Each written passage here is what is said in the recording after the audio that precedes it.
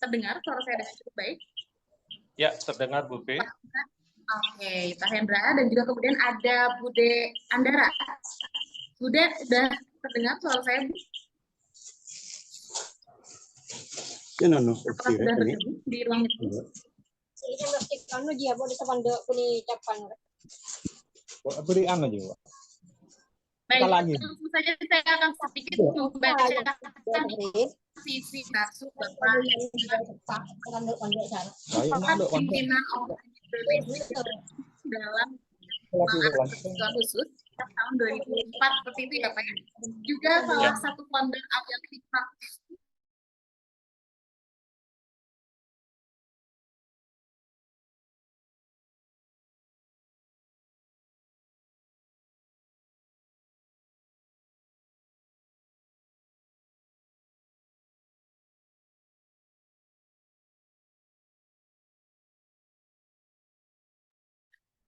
Oke, mohon maaf tadi saya kayaknya sempat ke-mute ya.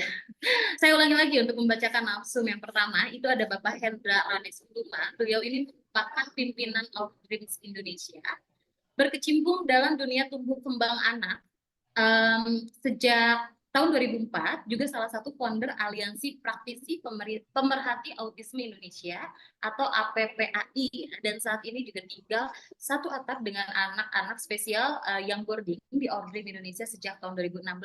Seperti itu ya Pak Hendra, ya luar biasa sekali. Betul.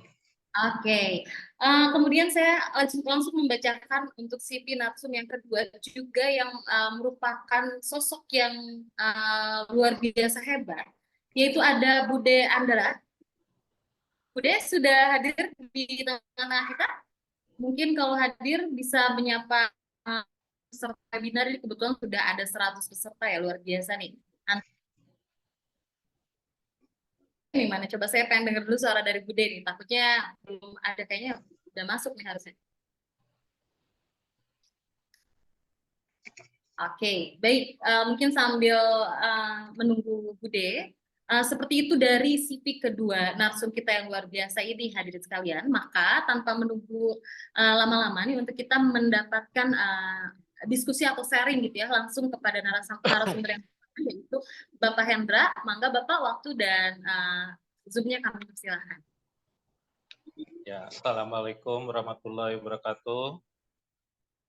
Selamat siang, salam sehat semua. Terima kasih atas kesempatan yang telah diberikan oleh tim. Ya, di sini saya hanya ingin berbagi dengan teman-teman, kawan-kawan, apalagi kalau saya lihat ini pesertanya mayoritas tim Peksos dan tim mungkin punten juga Bu Pipi, saya juga mengundang beberapa orang tua langsung, yang notabene orang tua yang dari sekolah luar biasa. Oh, berarti sudah bergabung ya Pak ya, para orang Ya, tua? ada. Jadi mereka juga ikut bergabung, yang mana dalam hal ini penting sekali kita melibatkan orang tua untuk memberi suatu motivasi, support tentang peran serta orang tua untuk anak-anaknya. Karena kalau kita pribadi dalam arti wadah, pusat tumbuh kembang, apa itu hanya fasilitas, hanya wadah. Tetapi dari kesemua anak ini semua pasti akan kembali ke lingkungan keluarga. Dan kita harus menyiapkan agar anak-anak ini siap. Pertanyaan-pertanyaan terbesar yang sering muncul bagi para orang tua adalah, anakku setelah sekolah mau gimana? Apa yang harus dilakukan? Nah, dalam hal ini saya berkeyakinan semoga aja dengan tim dari panitia ini dapat ya sebagai penyambung untuk ke pemerintah. Yang walaupun saya tahu pemerintah saat ini sudah menyiapkan semua. Dengan adanya pertama KND, Komisi Nasional Disabilitas, dengan adanya staf milenial bidang disabilitas. Sebenarnya wadah-wadah dari pemerintah sudah disiapin, tetapi kembali lagi ketika terjun ke lapangan, apalagi ketika berhubungan dengan mayoritas anak-anak disabel mental. Saya garis bawahi, disabel mental itu akan menjadi PR terbesar buat kita semua. Karena kalau bicara disabilitas dengan anak-anak disabilitas mental khususnya akan sangat berbeda, Mbak Bu Pipi. Disabilitas itu yang dibutuhkan kalau untuk mental, yang paling utama adalah pendampingan. Kalau sarana prasarana dalam arti sarana penunjang yang biasa digunakan oleh para disabel fisik, is okay. Tetapi yang jauh lebih penting adalah pendampingan untuk mereka. Jadi alangkah baiknya orang-orang yang bergerak dalam dunia tumbuh kembang, khususnya disabel, khususnya lagi disabel mental, mereka memperhatikan poin ini. Pendampingan plus pengarahan. Jadi apa yang harus kita lakukan ke depan? Saya yakin pemerintah sudah menyiapkan segala hal. Nah, untuk di lapangan yang dibutuhkan oleh orang-orang sekitar yang bergerak dalam dunia tumbuh kembang adalah kreativitas. Terus yang berikutnya, selain kreatif adalah intervensi dini, intervensi yang selalu diberikan untuk anak-anak dan diarahkan langsung saat itu juga. Karena khusus untuk anak-anak berkebutuhan khusus, mayoritas, saya katakan, mayoritas, anak ini hidup karena lingkungan. Anak ini memiliki karakter spesifik, iya. Tetapi anak-anak kita ini, anak berkebutuhan khusus, mayoritas itu benar-benar hidup karena faktor lingkungan. Yang paling utama, lingkungan mana? Keluarga. Jadi tanpa sadar sebenarnya walaupun mereka punya karakter case-nya yang spesifik, tetapi habit dan pola mereka hidup karena lingkungan, orang-orang sekitarnya. Jadi seperti itu. Nah, jadi benar-benar orang yang bersinggungan ini harus benar-benar peka dengan keadaan ini. Karena anak-anak mayoritas berkebutuhan khusus ini, pola hidupnya dia rigid. Jadi terstruktur benar-benar kalau dari bangun tidur sampai tidur lagi itu hampir monoton semua. Tugas orang-orang yang bergerak ini harus membentuk bahwa mereka bisa dengan cara membuat stimulasi positif. Kalau yang dewasa membentuk karakternya dia, mencari minat bakatnya dia sesuai dengan kebutuhan anak. Kayak gitu. Jadi mungkin begitu dulu prolog yang saya bisa berikan untuk Bu Pipi dan teman-teman semua yang ikut dalam webinar ini. Ya, selanjutnya saya serahkan ke Bu Pipi.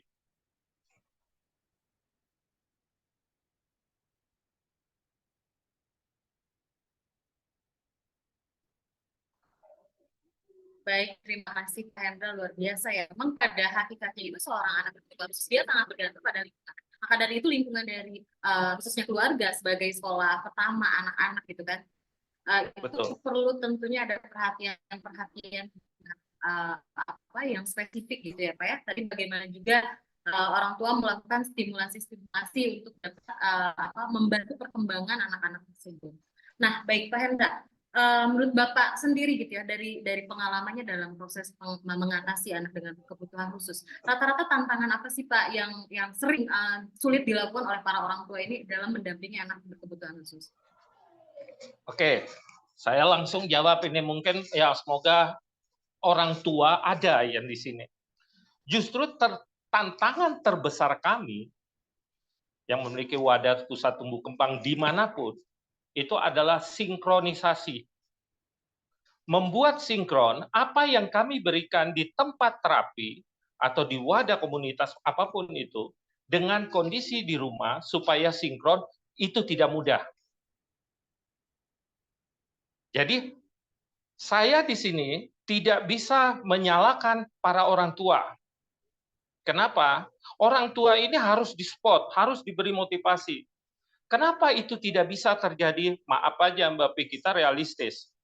Orang tua itu memiliki ikatan batin yang kuat dengan anaknya. Walaupun kondisi anaknya ada kekurangan, tetapi biar gimana pun ikatan batin itu tidak akan bisa hilang. Dan banyak toleransi yang akan terjadi di lapangan ketika orang tua menstimulasi anaknya sendiri. Dan yang hebatnya lagi, anak ini di balik kekurangannya tahu kondisi itu. Karena mayoritas anak berkebutuhan khusus ini jagoan manipulasi. Dia tahu orang tuanya sedang sibuk, dia tahu orang tuanya sedang ada tamu, dia tahu orang tuanya bla bla bla. Akhirnya dia memanfaatkan kondisi itu untuk cari perhatian. Hal-hal seperti ini juga ikut mengkondisikan anak di lingkungan keluarga. Yang berikutnya, anak ini di balik kekurangannya luar biasa, Bu Pipi. Dia tahu siapa bapaknya, dia tahu siapa ibunya, dia tahu ketika berada di rumah terapi. Akhirnya anak ini kayak memiliki karakter yang berbeda. Dan tugas kita memotivasi orang tua minimal melaksanakan apa yang kita berikan selama proses terapi. Karena dari itu anak-anak akan mengkondisikan diri, aku harus begini. Jadi aturan main. Ketika terjadi perbedaan, ini saya kasih sampel aja. Kalau di rumah, anak-anak spesial kadang mereka mengambil sesuatu tanpa izin atau bla bla bla, ngambil seenaknya aja. Ketika tidak ada intervensi pada saat itu, otak mereka akan berpikir, aku boleh di rumah. Padahal di tempat terapi tidak boleh. Karena kita kembali lagi untuk ke masyarakat nanti ke depannya. Akhirnya yang terjadi, anak ini dibawa ke tempat umum, ke restoran, ke rumah makan. Suatu ketika di samping mejanya ada orang sedang memegang makanan yang notabene makanan ini kesukaan si anak, dia main ambil aja. Karena apa? Faktor pembiaran. Di sini yang kurang apa? Mengarahkan anak bahwa apa yang dilakukan itu tidak boleh. Artinya apa? Intervensi harus terus diberikan. Memang yang tadi saya katakan, orang tua itu terlalu banyak toleransi, itu hal yang mutlak akan terjadi. Anak ini boleh badannya besar, usianya besar, tetapi kondisi real usia anak ini jauh di bawah usianya, Mbak. Jadi seperti itu. Makanya yang paling harus diingatkan, buatlah disiplin untuk anak ini. Jadi tantangan terbesar ini, saya katakan, saya bukan menyatakan tantangan, tetapi orang tua memang butuh di spot, orang tua tuh butuh dimotivasi terus-menerus. Karena yang namanya orang tua, Bu Pipi, tidak akan mungkin dia mengurus anak itu terus-terusan. Dia harus ngurus suami, dia harus ngurus anak yang lainnya, dia harus urus kondisi internal di keluarganya, bla bla, banyak pekerjaan yang bisa dia lakukan. Nah, notabene akhirnya ada celah yang dimanfaatin oleh anak ini. Itu uniknya anak-anak berkebutuhan khusus ini, Bu Pipi. Jadi seperti itu, Bu Pipi. Baik, Bapak. Nah, tentu ya, jadi tantangan-tantangan yang dihadapi orang tua juga selain dari kita harus sadar bagaimana proses intervensinya, juga kita harus paham bagaimana strateginya, Bapak ya. Nah, menurut Pak Henda ini untuk para orang tua nih yang memiliki anak dengan kebutuhan khusus, dalam membangun keterlibatan terhadap akses atau sumber daya bagi anak berkebutuhan khusus ini, sejauh apa sih proses atau hal-hal yang kemudian perlu diperhatikan untuk dapat mengakses sumber daya tersebut? Ya, untuk kalau kita menyebut sumber akses dari SDM anak itu sendiri ya, Bu Pipi, orang yang bersinggungan dengan anak-anak ini, terutama di lingkungan keluarga, harus peka dengan kebisaan mereka, peka dengan arah minat mereka ini kecenderungannya kemana. Kalau kita menyebut, kita ini mengarah ke vokasional anak-anak. Yang notabene vokasi ini boleh dibilang sebenarnya kita nyebutnya kemampuan secara finansial, itu akan mengarah ke situ. Tetapi dalam konteks ini, tidak bisa mutlak 100% mereka yang terjun langsung, tetap ada pendampingan walaupun yang case-nya levelnya high functioning. Pendampingan dari orang terdekat, keluarga terdekat dibutuhkan. Bahkan kalau saat ini, Bu Pipi, kalau mau tahu di lapangan saat ini, orang tua itu terlibat langsung dalam mengangkat kemampuan anak dengan cari link ini, cari link itu, cari link itu. Makanya saya benar-benar, ya boleh saya bilang apa yang saya kembalikan ke pemerintah sebagai regulator, dibutuhkan regulator itu, pemerintah ini, yang selama ini selalu gembang-gembong, boleh dibilang dengan slogan ramah disabilitas, Bu Pipi. Saya katakan slogan ramah disabilitas, tetapi itu memang betul adanya. Cuma untuk disabilitas mental masih kurang, Bu Pipi. Saya katakan fasilitas mental butuh perhatian lebih. Dan itu memang saya akui susah masuk ke arah situ. Karena apa? Pemahaman-pemahaman untuk karakteristik proses penanganan anak-anak disabel mental memang sedikit butuh proses, Bu Pipi, butuh kesabaran yang lebih, yang luar biasa. Jadi kalau saya katakan orang tua itu yang memegang peran, orang tua itu yang harus di-support, dimotivasi terus-menerus, supaya tidak patah semangat, Bu Pipi. Saya katakan dari awal, Bu Pipi, ya, untuk para orang tua yang memiliki anak disabel mental, Bu Pipi, mereka nanti tidak mewariskan harta benda materi, Bu Pipi. Dia wariskan itu adalah anak spesialnya, supaya tongkat estafetnya nanti dilanjutkan oleh baik itu saudaranya, baik itu keluarganya. Dan itu PR besar, Bu Pipi. Tidak mudah sama sekali itu. Jadi seperti itu. Harus peka dengan kondisi kemampuan anak. Wah, ini anak ini kok tertariknya ke arah sini. Coba masukin wadah. Kita kerjasama lagi dengan pihak ketiga, keluarga, rumah terapi, dan wadah tempat untuk vokasional si anak. Banyak anak-anak yang sudah boleh dibilang, ya memang rata-rata yang mayoritas levelnya high functioning. Mereka sudah bisa mendapat duit dari penghasilannya, walaupun dalam notabene tidak semua anak ini mandiri. Pasti tetap ada bantuan dari orang sekitar, terutama keluarga, Bu Pipi. Seperti itu, Bu Pipi. Baik, Bapak. Jadi memang kita perlu memulai dari rasa peka atau aware terhadap anak dengan kebutuhan khusus ya, Pak ya, khususnya terhadap orang tua nih, Pak. Namun pada umumnya mungkin Pak ya tidak semua orang tua istilahnya bisa paham betul, bisa kemudian juga mengetahui apa sih sebenarnya kayak strategi-strategi efektif nih untuk dapat, khususnya untuk bagi dia sendiri sebagai orang untuk mengelola stresnya mungkin ya Pak ya, karena mungkin ya itu dia tadi betul sekali Bu Pipi. Kita realistis Bu Pipi. Bahwa ya menghadapi anak-anak dengan kebutuhan khusus ini tentu memiliki tantangan atau pengelolaan stres yang sangat istilahnya.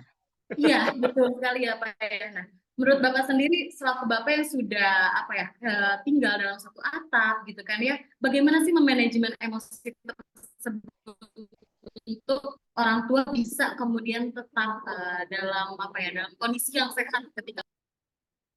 Ya, kalau kita bicara tentang manajemen kondisi psikologi emosional kita dalam hidup satu atap dengan mereka, makanya selalu saya katakan kita itu bertopeng, Bu Pipi. Jadi ketika anak berhadapan dengan kita, anak baik, ya kita juga tentu mengakomodir, wah kita libatkan dia kayak teman, kayak saudara, kayak keluarga, kayak gitu, libatkan. Tetapi ada juga topeng lainnya dalam bentuk intervensi kita ketika kita melihat sesuatu hal yang salah di depan kita. Saat itu juga harus diintervensi. Tidak perlu panjang lebar, Bu Pipi. Tidak boleh. Hanya untuk membentuk konteks di dia bahwa apa yang dilakukan itu salah. Ketika itu terus diberikan secara kontinu, konsisten, akhirnya autism dia akan mengatakan bahwa apa yang aku lakukan ini tidak boleh.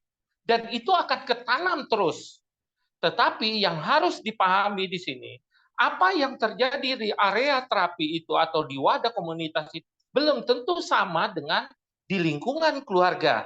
Itu mutlak pasti akan terjadi, Bu Pipi. Anak ini tahu ketika berada di mana, tahu ketika berada sama siapa. Uniknya mereka tahu siapa orang yang tegas, siapa orang yang konsisten, unik. Jadi ketika ketemu dengan orang yang biasa manjain dia akan cari cara dari jalur A, jalur B, jalur C, sampai tercapai semua apa yang dia inginkan. Dan yang bikin, boleh dibilang, lucunya lagi, kalau di lingkungan keluarga, saya katain mayoritas keluarga kalah, Bu Pipi. Karena apa? Kembali lagi, adanya ikatan batin. Sehingga terjadi yang namanya toleransi. Adanya kesibukan yang pure tidak bisa notabene hanya ngurus dia sendiri. Dan itu menjadi pintu kelemahan yang dimanfaatin oleh anak spesialnya ini untuk pintu masuk. Unik anak ini. Manipulasinya jagoan luar biasa. Seperti itu, Bu Pi. Luar biasa ya Pak ya, tantangannya itu memang benar-benar persiapan secara mental sebagai perlu menjadi perhatian ya Pak. Nah, baik Pak Hendra, menurut Pak Hendra gitu ya, kan kita ini pasti selain daripada pemerintah juga banyak istilahnya lembaga-lembaga swasta yang dia menjadi pusat dukungan atau sumber yang bisa diakses gitu Pak ya. Mungkin di sini juga dari 147 peserta webinar kita ada juga mungkin orang tua yang memiliki kesulitan gitu Pak dalam proses melakukan akses terhadap mereka. Nah, Bapak yang sebagai apa istilahnya salah satu yang founder Outdreams ini Pak, seberapa banyak sih sebenarnya kayak sumber daya yang bisa kita akses gitu ya selain daripada pemerintah itu sendiri gitu kan, tentu banyak swasta dan apa ya kayak strategi atau tips gitu Pak ya untuk bisa mencapai itu. Ya, betul. Ini yang tadi saya katakan, terkadang kita yang mencari pintu masuk, Bu Pi. Yang kalau dibilang dalam proses dalam konteks undang-undang di pemerintah, undang-undang disabilitas itu ada, Bu Pi. Tetapi karena cangkupannya terlalu luas dan mungkin akses khususnya ke difabel mental ini sedikit mengalami kesulitan, terkadang kita bersama orang tua mencari pintu masuk supaya bisa mengakomodir apa yang menjadi kebutuhan si anak, terutama untuk anak-anak yang memiliki kemampuan middle ke high. Ini boleh saya katakan yang middle ke high, ya syukur alhamdulillah kita mendapat anak yang karakternya gitu. Tetapi yang jadi PR, gimana kalau anak-anak yang middle ke low? Luar biasa PR kita itu, Bu Pi. Middle ke high, anaknya memang mampu, apalagi kalau ditunjang orang tuanya mampu secara finansial, alhamdulillah kita bisa cari itu, mengakomodir. Tetapi ketika bicara middle ke low, terus ditambah lagi kemampuan secara finansial orang tuanya itu minim, dia tidak akan bisa sendiri, Bu Pi. Makanya kita buka link, ada yang kerjasama dengan lembaga swasta, ada yang kerjasama dengan link konveksi, UMKM, supaya apa? Apa yang menjadi keterampilan hasil vokasional si anak ini bisa mendapat kemandirian secara finansial, walaupun dalam konteks pengerjaannya itu tidak 100%. Mereka yang melakukan. Ada juga yang expose-nya dia itu lewat musik, yang bisa bermain jazz, bahkan dia sudah pandai, dia ikut Japa Jazz. Itu udah ada kayak gitu. Tetapi kalau saya bicara untuk kemampuan anak yang high functioning dengan kemampuan orang tua yang juga secara ya mungkin lebih beruntung, oke, mereka bisa. Tetapi yang harus kita bicarakan ini yang anaknya middle ke low dan kemampuan orang tuanya tidak kuat secara finansial. Itu yang saya katakan kami butuh dari pihak pemerintah. Kalau ini saya bicara dalam arti konteks sebagai pengelola lembaga pusat tumbuh kembang. Tapi coba kalau Bu Pipi tanya langsung ke orang tua, menjerit hati orang tua itu Bu Pipi. Karena apa? Mereka hanya curhat. Kayak gitu. Tetapi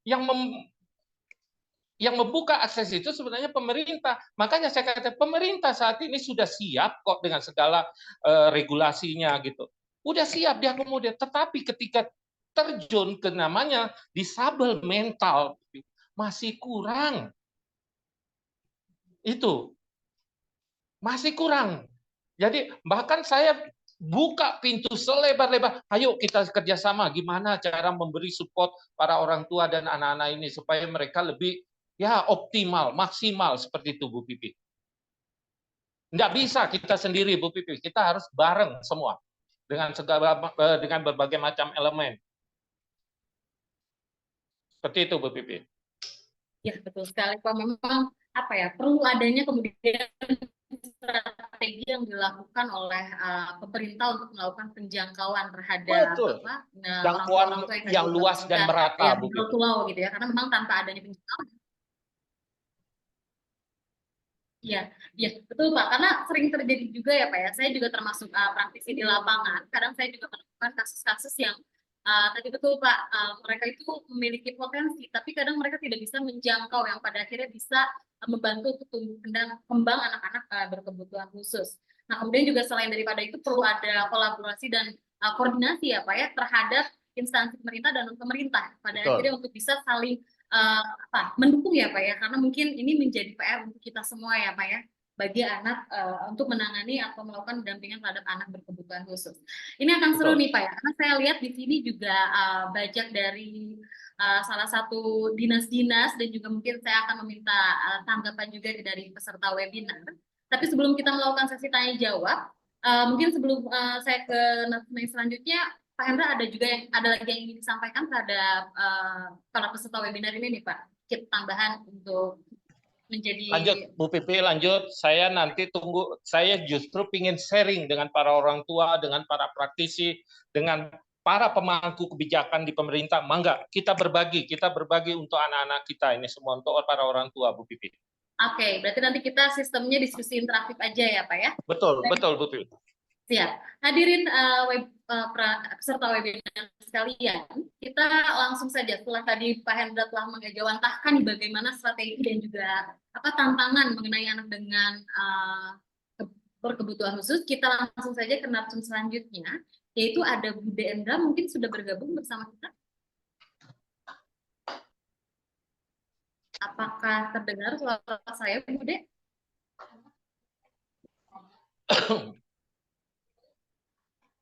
Bude mungkin lupa untuk unmute ya. Assalamualaikum warahmatullahi wabarakatuh. Waalaikumsalam. Selamat siang, salam sejahtera buat kita. Baik, terima kasih Bude. Ini kita sudah bergabung ya, alhamdulillah ya Bude ya. Kita langsung saja Bude. Tadi kan kita sudah sedikit membahas ya. Pak Hendra sudah memberikan banyak masukan ataupun misalnya menjelaskan hal-hal yang menjadi tantangan. Bude ini kebetulan memang salah satu orang tua yang memiliki anak dengan berkebutuhan khusus gitu. Bude, bisa bisa di-sharing kepada rekan-rekan webinar yang hadir pada kesempatan kali ini. Menurut Bude sendiri, bagaimana sih sebenarnya tantangan dan strategi berdasarkan pengalaman yang sudah Bude jalani selama ini? Silakan Bude. Oke, terima kasih. Salam kenal dari Bude Andra. Saya orang tua dari anak berkebutuhan khusus yang saat ini berusia 13 tahun, masa prapubertas ya. Kalau hitungan tumbuh kembang secara normal ya, bukan normal, reguler ya, kalau bisa dikatakan. Anak saya laki-laki, namanya Raditya, dan saat ini dia sekolah untuk terapinya berkegiatan dan terapi pun itu di Yayasan Indonesia. Kalau dibilang hambatan itu sejak dia lahir pun kita sebagai orang tua itu banyak sekali hambatan. Hambatan dalam intern keluarga itu sendiri, hambatan dalam mental kita juga. Kalau dibilang hambatan tuh kayaknya kita tuh sampai sekarang pun saya merasa banyak hambatan, Mbak. Tapi dengan adanya titipan, dengan adanya banyak komunitas, dengan kita saling rangkul, disitulah kami belajar arti sabar. Dengan dititipkan anak yang berkebutuhan khusus ini, kami merasa terus belajar sampai saat ini, yaitu belajar dari rasa sabar, rasa ikhtiar, dan rasa ikhlas. Yang mana sampai saat ini pun kami tetap belajar untuk menerima dan menerima, karena dengan memiliki anak berkebutuhan khusus itu bukan hanya ketika dia hari ini udah dia level aman nih. Mungkin behaviornya itu udah bagus, tapi akan 1 tahun ke depan, hitungan menit, hitungan detik itu kita akan menemukan sesuatu yang bikin kita waduh, spot jantung nih, waduh, dan terus saja seperti itu, gitu loh Mbak.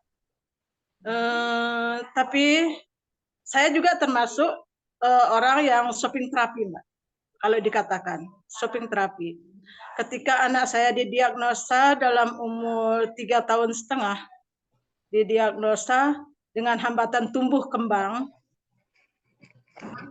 di usia 3,5 tahun, itu terus terang hantaman yang luar biasa buat kami, keluarga kecil kami khususnya, di mana kami harus ya istilahnya mencari kenapa sih kok saya gitu loh. Nah, sampailah kami mencoba berbagai macam ke rumah sakit, coba cari informasi. Waktu zamannya saya belum ada banyak komunitas, belum ada pengetahuan yang lebih transparan tentang anak berkebutuhan khusus, yang mana waktu itu memang masih dalam lingkup dokter, rumah sakit, dan itu pun lingkarannya kita masih disembunyikan lah. Kita masih tabu dengan informasi-informasi tentang disabilitas. Dan masyarakat pun juga masih mempunyai opini-opini tersendiri. Kenapa disabilitas itu seperti apa? Apalagi anak saya ketika didiagnosa spektrumnya autis, itu luar biasa. Gitu Mbak Pipi.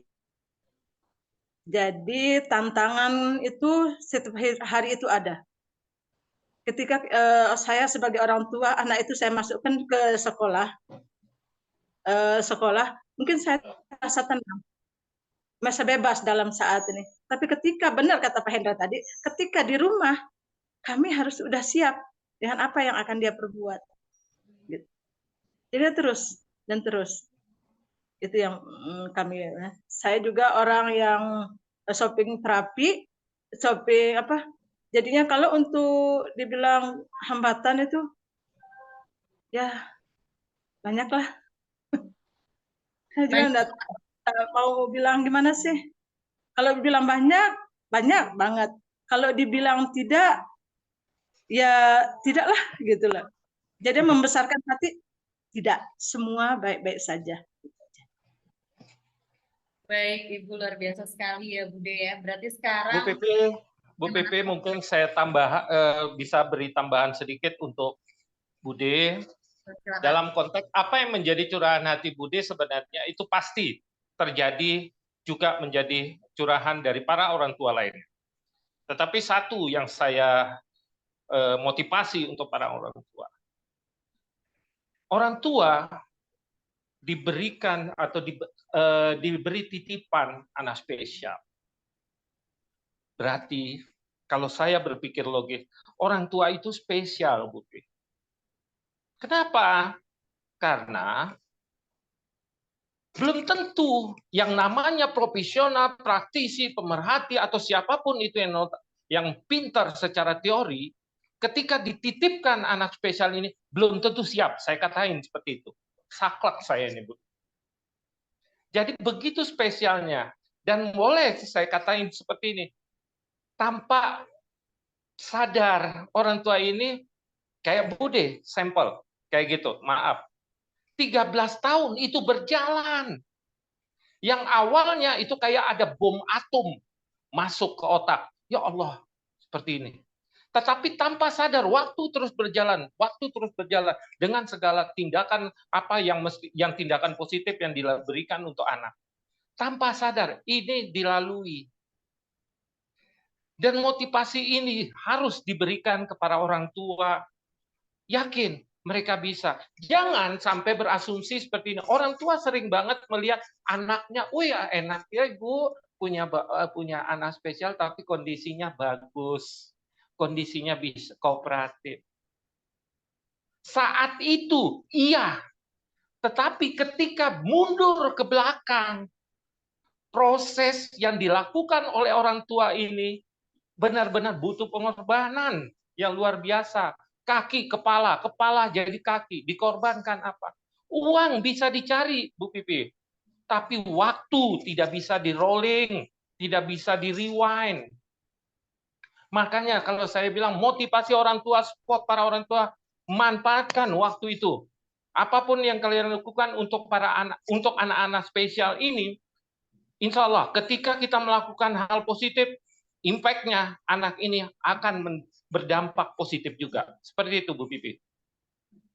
Ya, betul sekali Pak Hendra. Jadi kadang sebelum kita memulai gitu kan untuk menghadapinya, kita pun sebagai orang tua tentunya perlu harus menyiapkan mental dan juga kesiapan secara apa namanya tadi yang Ibu Bude bilang ketabahan, keikhlasan gitu ya Bu ya. Nah, Bude sedikit saya ingin coba untuk di-share juga mungkin ya ke sini kepada seluruh peserta rekan-rekan webinar ini gitu kan. Ketika Bude dalam proses untuk memperoleh dukungan atau support system, sebenarnya apa sih Bude? Maksudnya hal sebenarnya sekarang jadi kesulitan atau PR bagi kita semua. Selain dari tadi masyarakat ini masih belum paham atau masih awam ya terhadap bagaimana sih memperlakukan anak dengan berkebutuhan khusus gitu. Bagaimana Bude? Silakan. Jadi yang saya tekankan di sini itu, saya sebagai orang tua sudah untuk membesarkan hati saya selalu berpikir. Karena pertama saya harus dari pengalaman saya ke asesmen dulu dengan psikologi. Kenapa anak saya bisa begini dari sebenarnya itu, akhirnya membuat satu asesmen dari psikologi itu sendiri yang di sekolah kami, asesmennya. Nah, dari situ kami lihat tumbuh kembang anak saya itu seperti apa, hambatannya di mana. Jadinya ada program-program dari jangka pendek, jangka panjang yang diberikan ke saya sesuai dengan umur biologis anak saya, sesuai dengan umur hambatan yang dalam artian sekarang anak saya mungkin 13 tahun, tapi secara biologis umurnya 13 tahun. Tapi secara emosional anak saya tuh mungkin di sekitar 10 atau bisa saja 9 tahun, Bu, Mbak Pipi. Jadi dari hasil asesmen itu Bude dikasih pilihan sama psikolognya. Ini program jangka pendek, ini program jangka panjang yang harus anak saya kerjakan. Enggak. Umur anak biologisnya anaknya Bude seperti ini, sedangkan umur dari emosionalnya seperti ini. Gitu. Jadi saya mengambil yang urgent yang saya pegang sekarang di masyarakat itu apa dulu?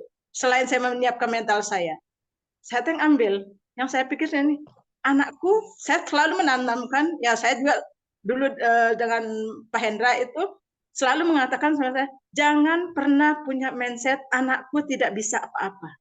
Jadi sama Pak Hendra selalu menanamkan kepada saya, anakku bisa.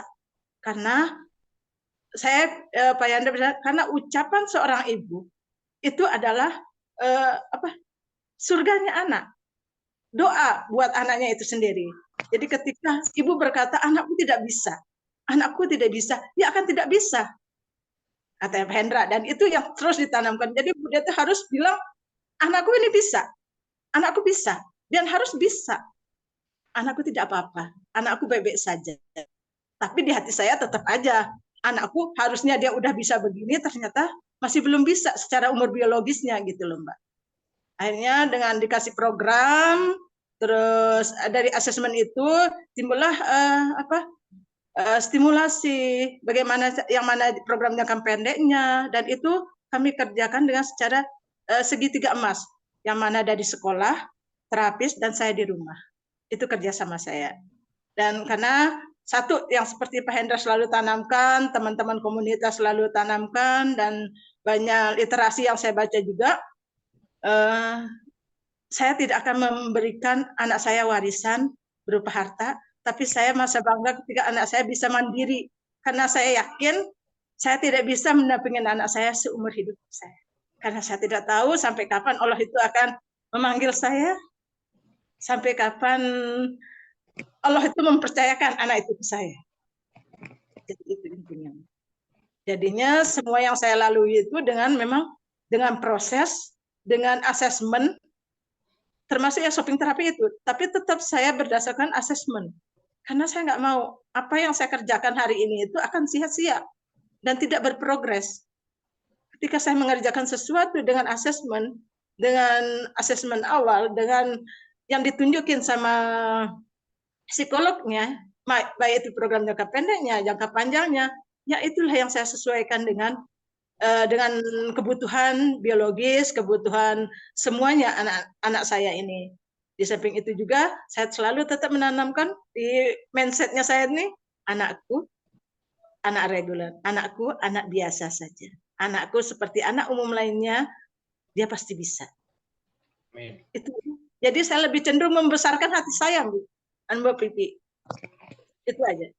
Saya rasa yang saya bisa berikan gitu loh, untuk sebagai support system buat kita orang tua yang mempunyai anak berkebutuhan khusus, tetap menanamkan rasa percaya diri kepada kita sendiri bahwa kita tuh mampu. Seperti kata Pak Hendra, kita dikasih amanat ini ya karena kita orang spesial. Dan saya selalu menanamkan seperti kata banyak kata-kata yang ambil positive thinkingnya, di balik kekurangan pasti ada kelebihannya. Itu pasti. Terima kasih. Betul sekali, Bude. Sangat mudah ya, mudah dan terima kasih banyak, Bude.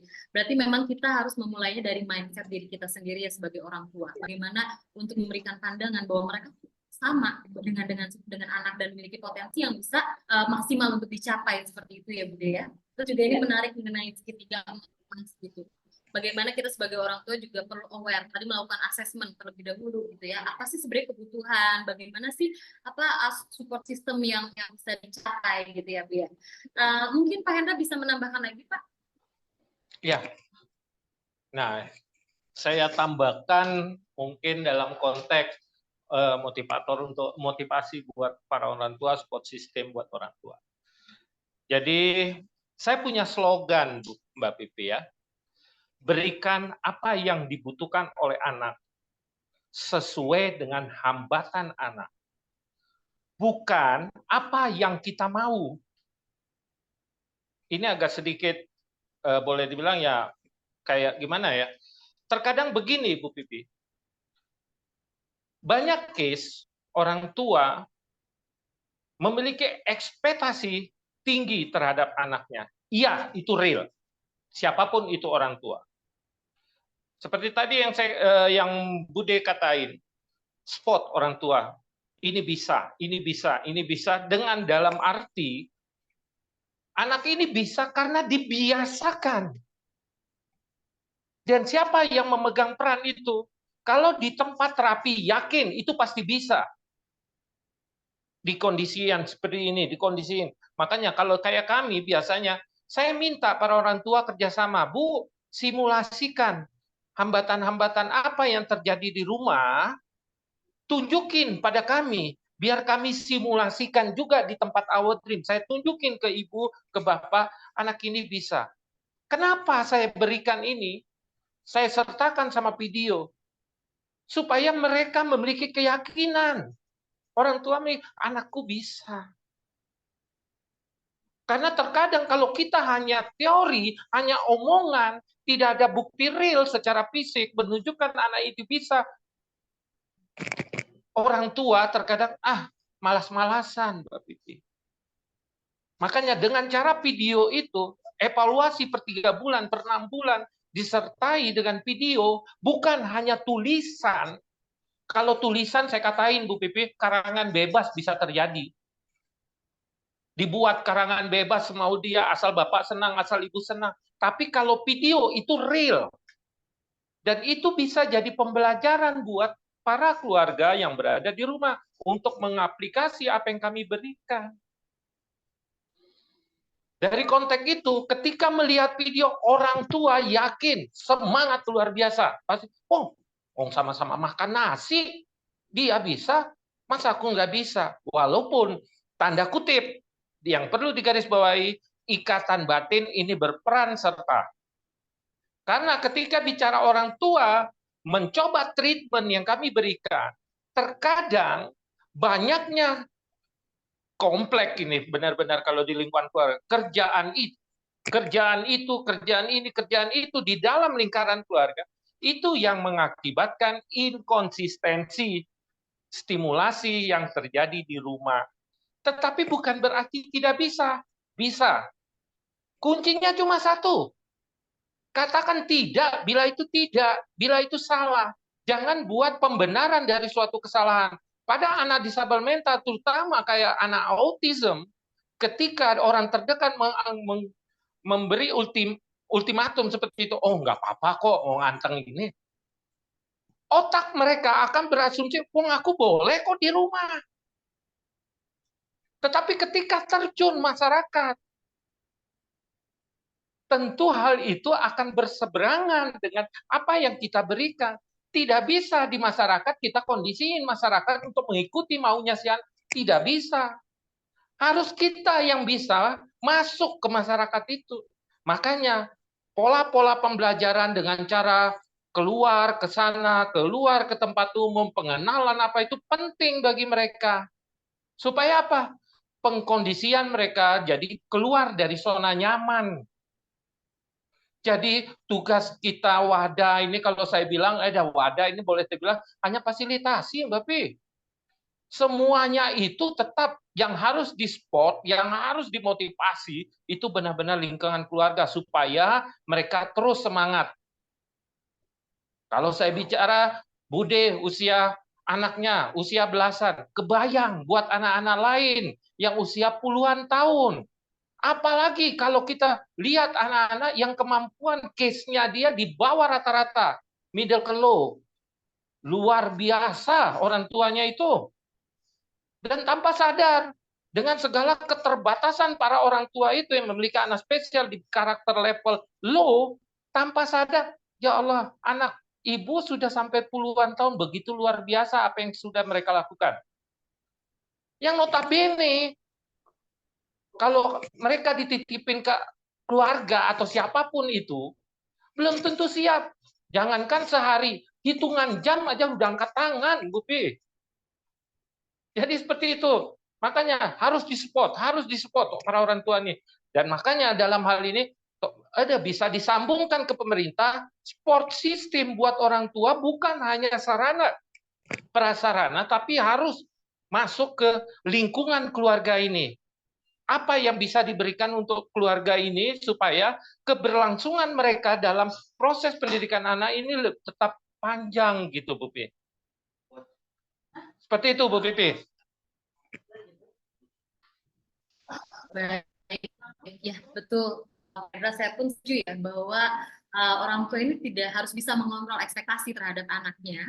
Jangan sampai malah jadi ada apa ya, pesan memaksa gitu untuk pertumbuhan anaknya. Betul. Misalnya berjalan cepat gitu. Ya, apalagi lembaga-lembaga ini betul tadi juga dikatakan bahwa hanya sebatas wadah gitu kan, di mana ini semua istilahnya apa ya, perubahan sekecil apapun itu kita harus maknai sebagai perubahan yang sangat positif terhadap anak dengan kebutuhan khusus, betul ya Pak Hendra ya. Nah, Ya. ini juga dikatakan bahwa orang tua ini sebagai ujung tombak ya Bu ya, Pak. Jadi ujung tombak yang artinya segala proses ini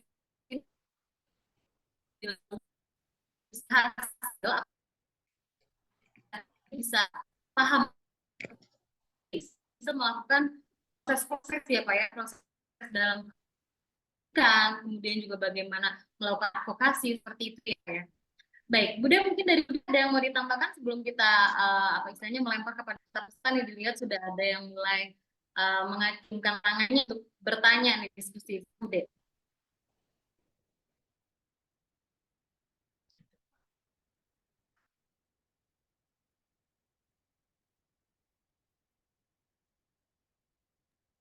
Masih di mute, Bude bisa mungkin di unmute terlebih dahulu. Halo Mbak Pipi, gimana Mbak Pipi? Maaf, ini apa sinyalnya kayaknya kurang bagus di tempat saya. Gimana Mbak Pipi? Ya, baik Bu. Tadi Pak Hendra telah menambahkan gitu bahwa orang tua pun perlu mengendalikan ekspektasinya. Karena jangan sampai kita menjadi terkesan memaksakan gitu. Harus gitu. Nah, sedangkan lembaga ini dan kita pun perlu sangat mengapresiasi yang terjadi pada anaknya adalah bentuk perubahan yang perlu kita seperti belum pada peserta webinar untuk bertanya dan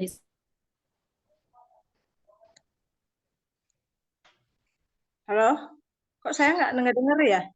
Bu Pipi, sinyalnya sepertinya Kayaknya dari sinyalnya posisi Bu yang kurang. Bu Ya, Bu. Pipi putus-putus. Saya apa di mana? Ya, Putus-putus. sinyal dari Bu Pipi sepertinya putus-putus. Saya pun mendengarnya agak susah, Bu Pipi. Putus-putus sinyalnya. Sebentar.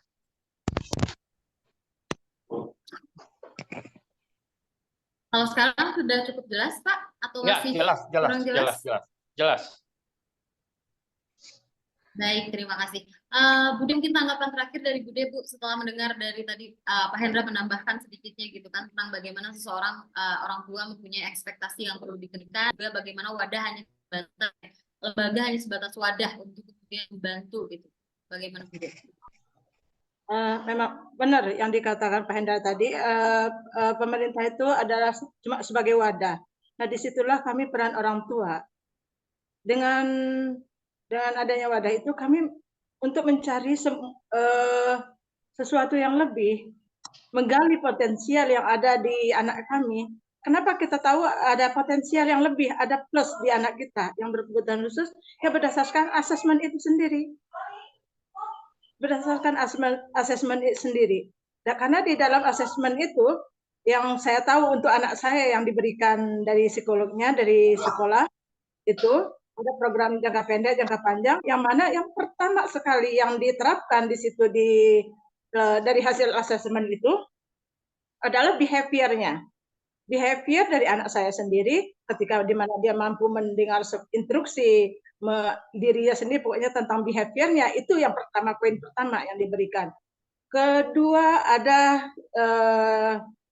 life skill, yang mana ada life skill istilahnya, pokoknya kata psikolognya life skill lah itu kan Ibu. Di mana life skill itu banyak macamnya nih yang saya diberi, yang dikomunikasikan seorang psikolog ke saya sebagai orang tuanya, yaitu tentang kemandiriannya.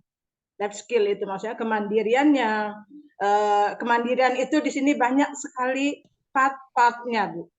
Kemandiriannya dalam artian dia bagaimana dia tentang dirinya sendiri, entah itu dari kemandiriannya bagaimana dia bisa hal-hal kecil untuk dirinya sendiri setidaknya gitu loh, tanpa bantuan dari saya, dan memang itu selalu diajarkan di life skill itu di sekolah, dan itulah komunikasi kami dengan orang kerjasama kami dengan guru, terapis, dan saya sendiri. Kemudian yang simpel-simpel aja tentang mengurus diri misalnya, dari sejak dia bangun tidur, aktivitasnya bangun tidur dan sampai dia tidur kembali pun, dan bisa mengolah emosionalnya dalam artian ketika dia berada di lingkungan sekolah, apa yang dia kerjakan, ketika dia berada di lingkungan rumah itu beda lagi, dan ketika dia berinteraksi dengan masyarakat sosial di sekelilingnya. Dan itu sudah, alhamdulillah sudah saya coba dengan lingkungan kami yang memang benar-benar, lingkungan masyarakat kami memang benar-benar peduli gitu dengan dan membantu saya secara pribadi untuk melihat dan memberikan memberikan istilahnya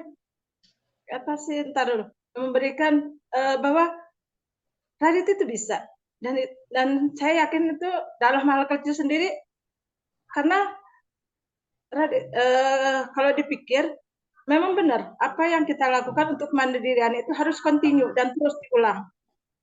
Pembentukan pembiasaan khususnya untuk anak autis, karena konsep anak autis itu harus pembiasaan yang berulang-ulang, dan itu untuk kemandiriannya. Kemudian life skill lainnya dengan menggali potensi diri, yang saya tahu ini memang lembaga itu hanya menyediakan sebagai satu wadah, dan kami akan nyari ke luar, semuanya akan dieksplor ketika dia untuk life skill itu untuk tentang apa yang dipunya sama anak kita, lebihnya plusnya itu semua akan dipelajarin di sekolah, semua akan dicoba, baik dari art, menggambar, cooking class, semua program-program dan kegiatan-kegiatan sekolah itu diberikan untuk anak itu.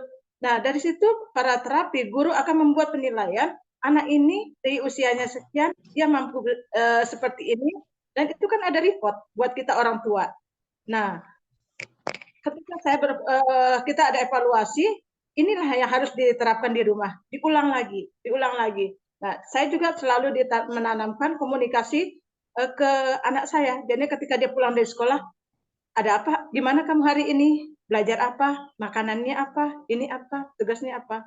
Bahkan dia hal-hal kecil pun dia kadang yang saya tidak duga, dia akan ceritakan apa yang dia dapat di sekolah. Misalnya temannya ketawa-ketawa, temannya jatuh. Itu karena saya menggali verbalnya, Bu.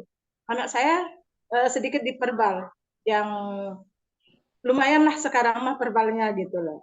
Nah, untuk potensi lebihnya, jadi untuk potensi yang dimiliki anak saya sendiri, saya sebagai orang tua, karena dari komunikasi saya dengan para terapisnya, ada dua hal.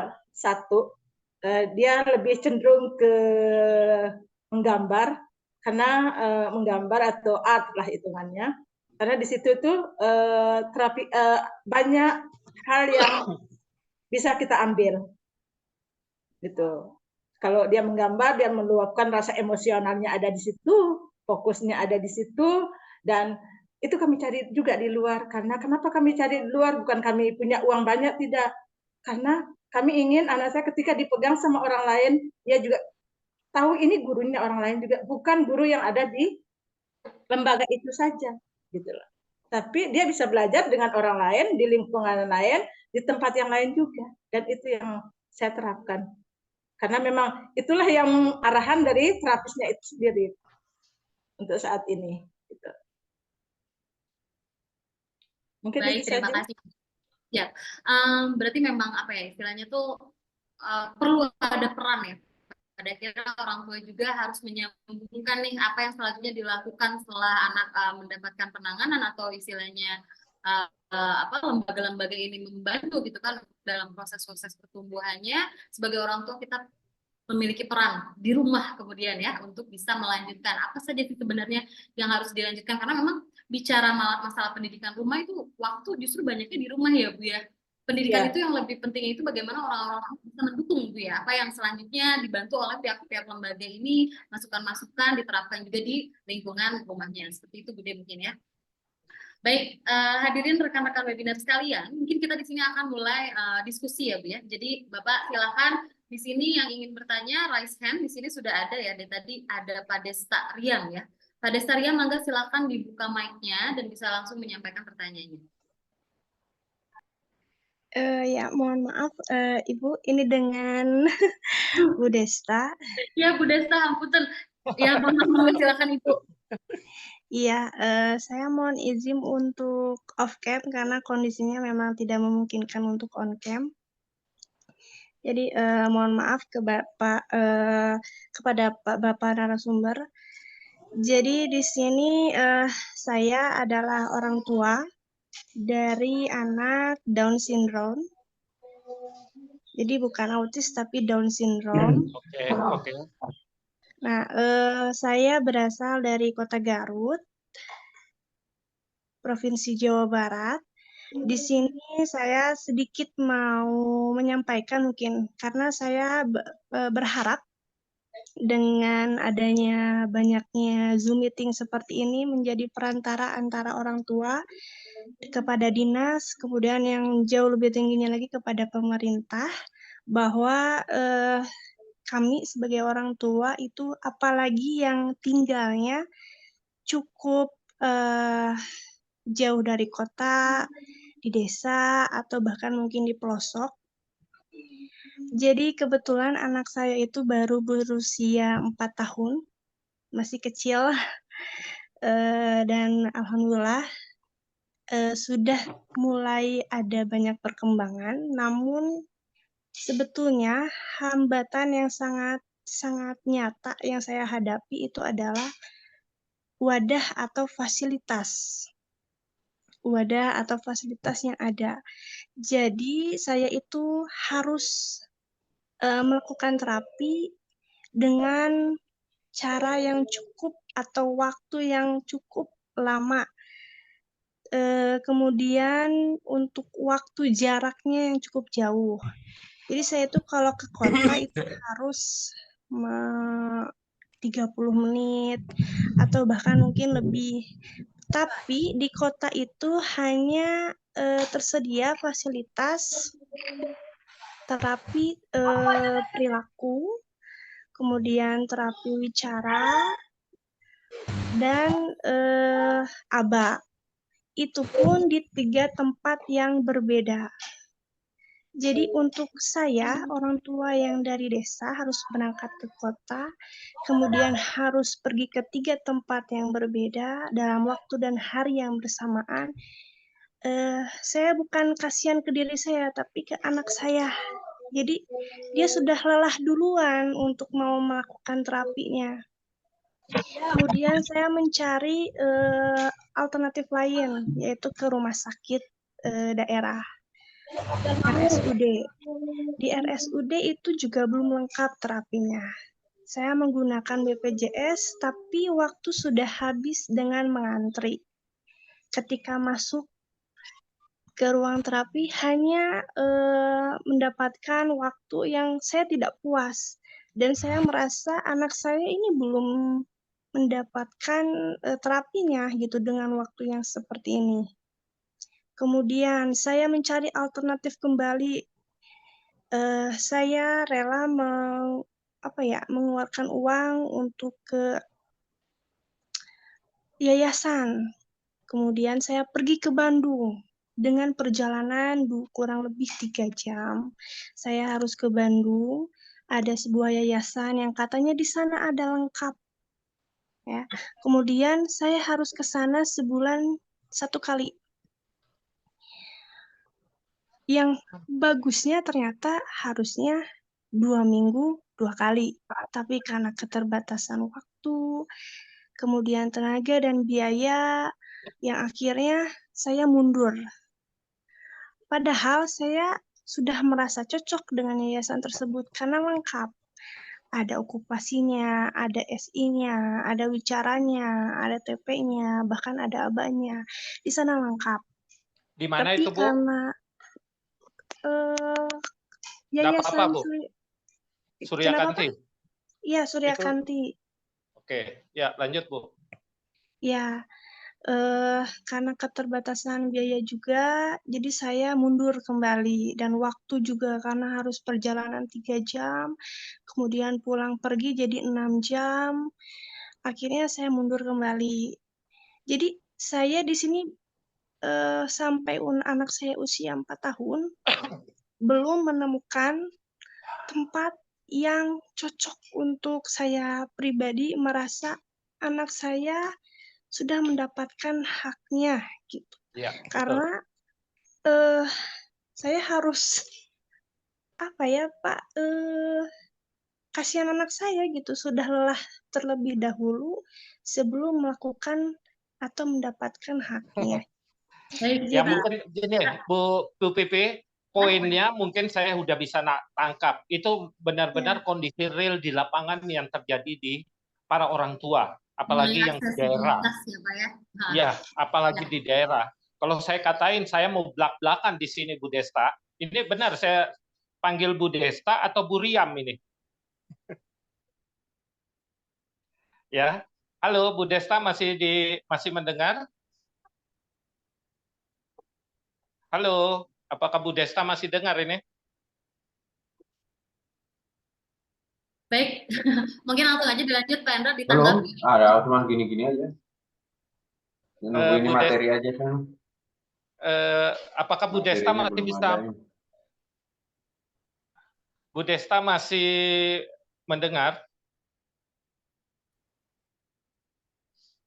Waduh, lanjut Bu Pipi. Ya, baik. Pak Hendra, mungkin kita semua juga bisa menangkap ya. Ini tadi pertanyaan dari Bu Desa ini mengenai aksesibilitas gitu kan. Tadi Iya. juga kasusnya memang betul, pasti banyak banget contoh-contoh di istilahnya yang pelosok, yang di desa yang hambatannya adalah urusan jarak dan juga Betul. mahalnya gitu pendidikan. Nah, bagaimana menurut Pak Hendra? Enggak, ini benar. Ini yang terjadi di lapangan, terutama untuk para orang tua yang di daerah, Bu. Pertama, ketika dia di-cover sama BPJS, BPJS. Di BPJS itu hanya di-cover untuk tim rehab, Bu. Rehab. Rehab itu mencakup apa aja? Okupasi terapi, sensor integrasi, terapi wicara, sama fisioterapi. Tetapi behavior terapi tidak. Dan ketika bicara yang di-cover oleh BPJS, waktunya waktunya itu hanya, kalau saya bilang hitungan rata-rata 40 sampai 45 menit per sekali pertemuan, yang notabene tidak akan maksimal buat anak. Waktu antrinya jauh lebih panjang. Itu benar, real di lapangan. Kalau anak spesial, itu kalau di tempat terapi, yang terjadi pertama kali adalah penolakan dari si anak. Drama, nangis, ini, itu, untuk menerima kondisi keadaan dan menerima orang yang di depannya. Itu pasti terjadi untuk awal.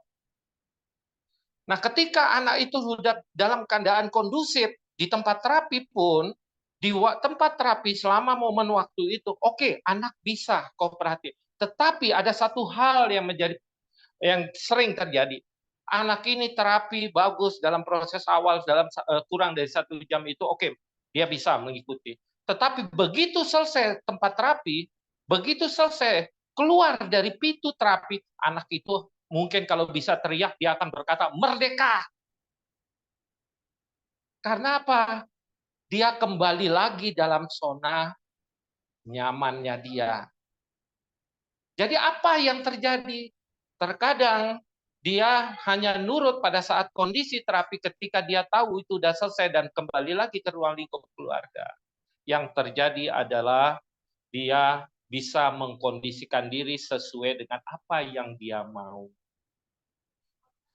Dan ketika bicara lagi tentang sampai mamanya ini pergi ke Bandung yang notabene 3 jam perjalanan, padahal kalau di Bandung cuma berapa jam dia terapi.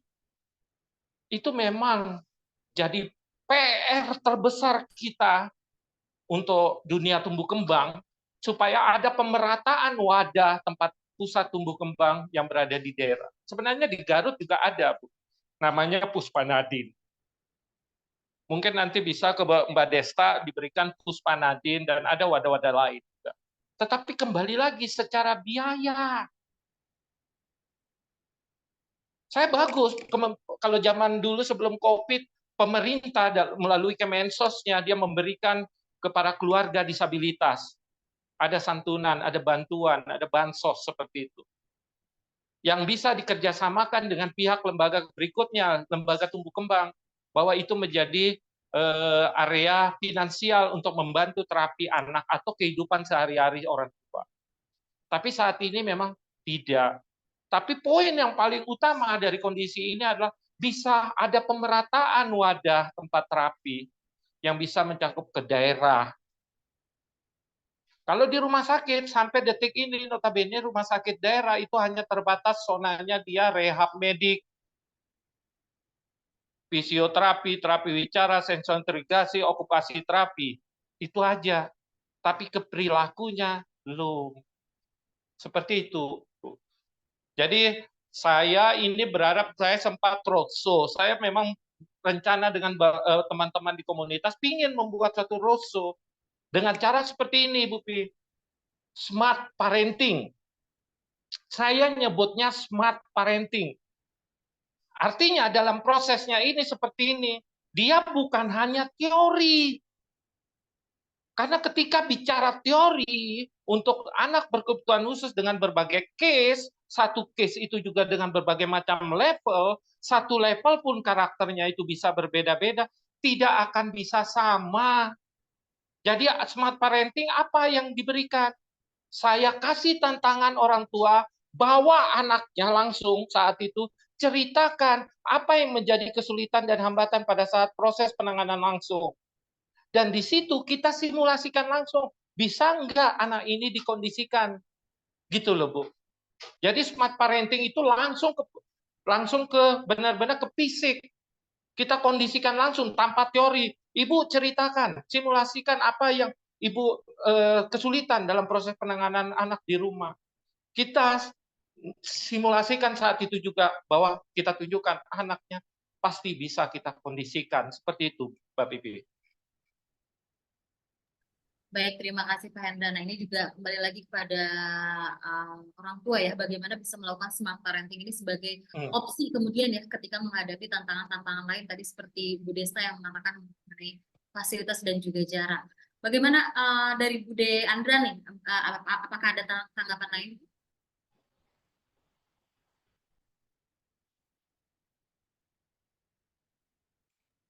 masih termute, Bu. Mangga silakan di-unmute terlebih dahulu. Tak mau sedikit nambahin ke Ibu Desta. Apa yang dialami Ibu Desta itu kita alami juga, Bu, di sini.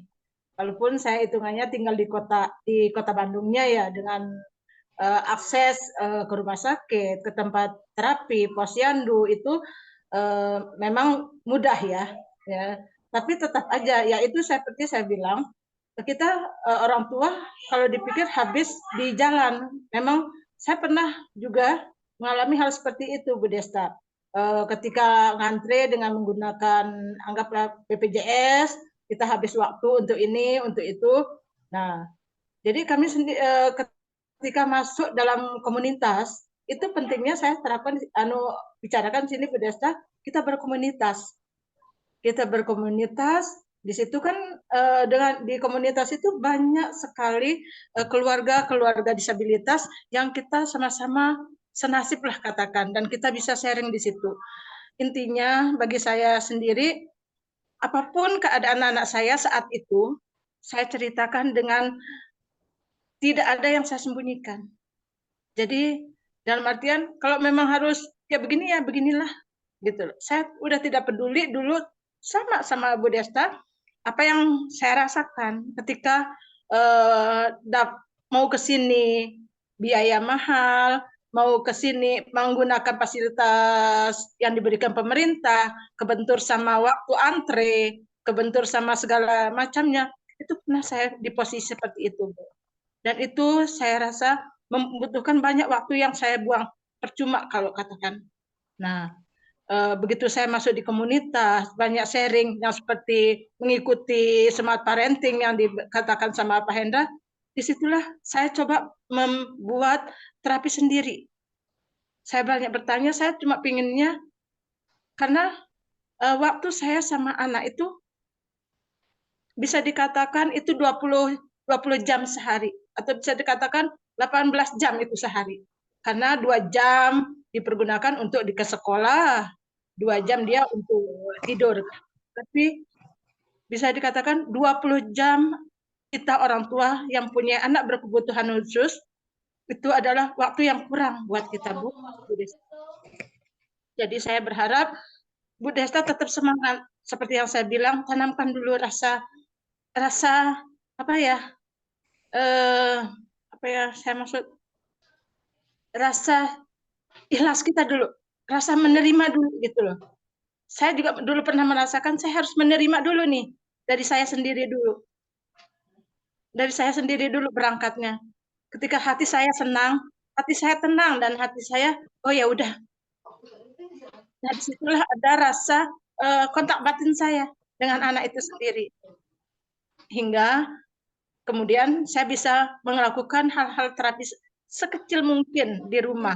Karena benar kata Bu Desta, ketika masuk kita ke tempat lembaga terapi, ke rumah sakit, itu satu, kita berbicara dengan biaya, terbentur dengan biaya dan waktu, apalagi akses kita jauh dari transportasi umum, kita berada di pelosok-pelosok, hitungannya seperti itu, luar biasa memakan waktu itu. Dan itu tidak segampang yang apa sih?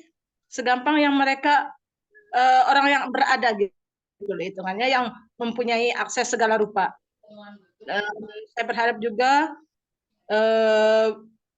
Bu Desta tetap terus berusaha, ya kita sebagai orang tua sama-sama kasih titipan sama Allah. Pasti kita punya sesuatu yang lebih, makanya kita diberikan kepercayaan seperti itu. Saya yakin Bu Desta punya sesuatu yang lebih, makanya Ibu diberikan titipan Ananda. Baik, Cuma itu. Ya, terima kasih Bude. Jadi memang peran komunitas ini sangat membantu ya Bude ya, untuk istilahnya memberikan jangkauan juga terhadap si Bu Desta ini ya. Luar biasa, mudah-mudahan dapat menjawab ya. Bu Desta apakah masih hadir? Ini sepertinya sudah keluar dari Zoom ya Bu Desta ya, mudah-mudahan bisa menjawab. Bu Pipi, mungkin bisa ada catatan tulisan mungkin yang bisa ditulis Bu Pipi, bisa di-share nanti ke Bu Desta, Bisa dicatat sebentar Bu Pipi, karena Bu Desta ini orang tua dari anak Down syndrome. Saya saranin Bu Desta ini ikut di komunitas yang namanya POTATS. Itu adalah kumpulan komunitas orang tua dari anak Down syndrome. Itu udah nasional, tapi untuk wilayah Jabar, ya POTAT, namanya POTADS, perkumpulan orang tua anak Down syndrome. Nah, di situ nanti akan berbagai macam ilmu sharing, pengalaman-pengalaman dari para orang tua itu bisa Bu Desta ikut di situ. Karena penting sekali ketika bicara orang tua yang memang notabene aksesnya agak sedikit mengalami kesulitan, jadi di komunitas itu dia bisa mendapat informasi, berbagi dengan segala pengalaman dari para orang tua seperti itu, Bu. Mungkin seperti itu. Baik, siap. Hendra, terima kasih atas masukannya. Nanti saya coba kontak juga nih, supaya saya share untuk si Potats ini. Kebetulan saya juga tahu tentang komunitas ini, dan itu sangat luar biasa membantu ya, Bu ya. Pak. Ya. Baik, hadirin rekan-rekan webinar sekalian, mungkin ada pertanyaan yang lain, boleh silakan raise hand. Kita bisa masuk 2 pertanyaan lagi, atau mungkin ada yang ingin menanggapi, mangga silakan langsung saja dibuka mute-nya dan berbicara.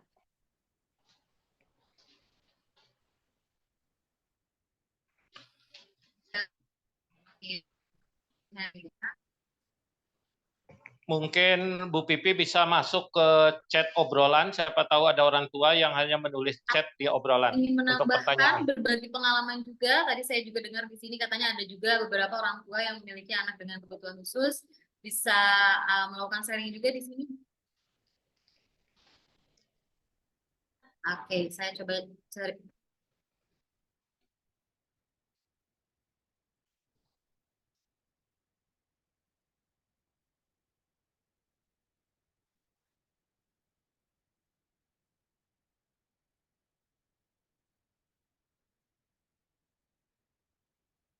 Like.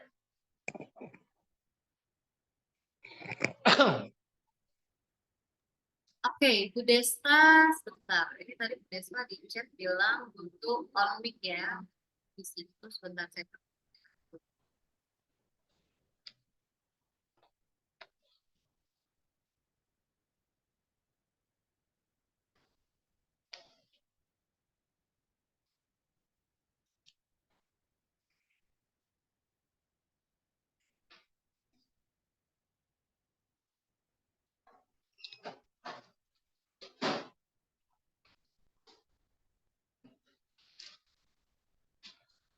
Mungkin saya bisa kasih tambahan buat siapa untuk para orang tua yang memang ikut dalam Zoom webinar ini.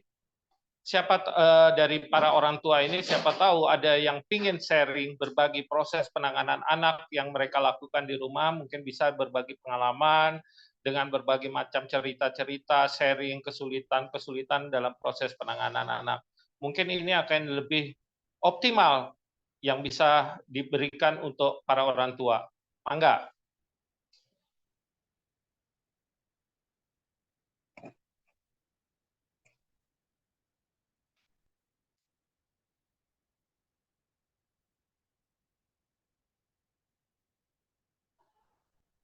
Baik, apakah ada pertanyaan dari peserta yang lain? Atau ingin membagikan sharing pengalamannya, boleh? Kita masih ada waktu sekitar 15 menitan lagi ya. Ya.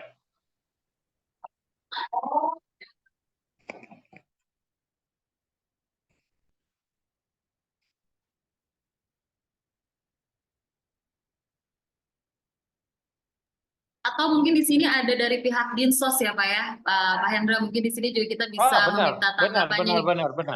Benar. Dari pihak Bagaimana pemerintah dari ini bagus. Boleh nih di sini ada siapa, sebentar saya coba cek ya Pak ya. Dari mungkin saya kasih selintingan segini Bu Pipi. Semoga ada yang bisa berkolaborasi dengan kami ini Bu Pipi. Itu pentingnya. Kalau ada bisa kolaborasi, waduh siap. Saya turunkan tim komunitas. Saya turunkan tim komunitas. Jadi sebenarnya wadah-wadah itu sudah membuka akses ya Pak ya untuk bisa Wah, kemudian membantu pemerintah ini. siap Bu, kami masih apa aja, tinggal nunggu ini. Apalagi untuk yang Baik. tugas-tugas tim Kemensos ini kan yang boleh dibilang ya kepanjangan tangan ya bisa kami bantu. Kayak gitu. Iya baik. Nah, ini ada Bu Ini Airin ini. ada. Ini Ya, mungkin Mangga. ada pertanyaan. Nah, ini pertanyaan bagus ini. Coba bisa dibaca ini. Wah, Cilenyi ini anak buahnya Bu Santi ini kayaknya ini. Oke, di chat ya Pak ya. Bentar, coba Ya, di saya chat ini. cek. Wah, ini luar Bu biasa. Airin. Baik, Bu Airin ini melakukan pertanyaan nih. Saya orang tua anak berkebutuhan khusus. Anak saya gangguan pendengaran. Sekarang usianya 11 tahun dan perempuan. Bersekolah di Cileunyi, Bandung. Anak saya bernama Fiona. Dia gemar melukis dan sekarang sudah bisa berbisnis keramik lukis. Luar biasa nih ya.